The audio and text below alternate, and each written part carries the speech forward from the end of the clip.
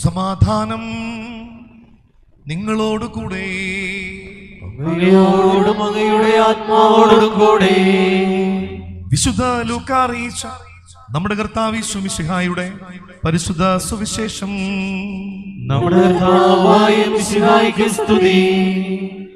അധ്യായം 15 വാക്യങ്ങൾ 1 മുതൽ 10 വരെ. ചുങ്കക്കാരും പാപികളുമെല്ലാം അവന്റെ വാക്കുകൾ കേൾക്കുവാൻ അടുത്തു വന്നുകൊണ്ടിരുന്നു. ഫരിസേയരും നിയമജ്ഞരും പെറുപെറുത്തു, ഇവൻ പാപികളെ സ്വീകരിക്കുകയും അവരോടുകൂടെ ഭക്ഷണം കഴിക്കുകയും ചെയ്യുന്നു.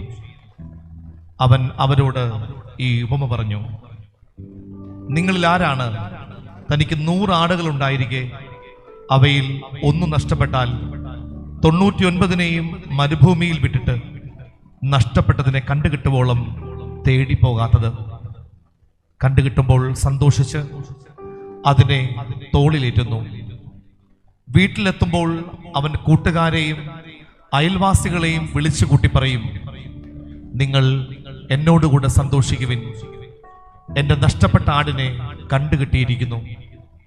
അതുപോലെ തന്നെ അനുതാപം ആവശ്യമില്ലാത്ത 99 നീതിമാന്മാരെ കുറിച്ചെന്നതിനേക്കാൾ അനുതപിക്കുന്ന ഒരു പാപിയെ കുറിച്ച് സ്വർഗത്തിൽ കൂടുതൽ സന്തോഷമുണ്ടാകുമെന്ന് ഞാൻ നിങ്ങളോട് പറയുന്നു.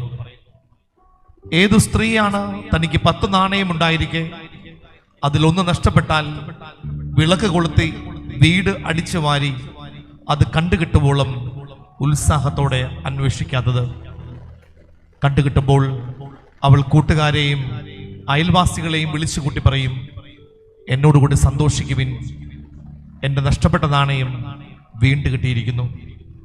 അതുപോലെ തന്നെ അനുതപിക്കുന്ന ഒരു പാപിയെ കുറിച്ച് ദൈവത്തിന്റെ ദൂതന്മാരുടെ മുമ്പിൽ സന്തോഷമുണ്ടാകുമെന്ന് ഞാൻ നിങ്ങളോട് പറയുന്നു.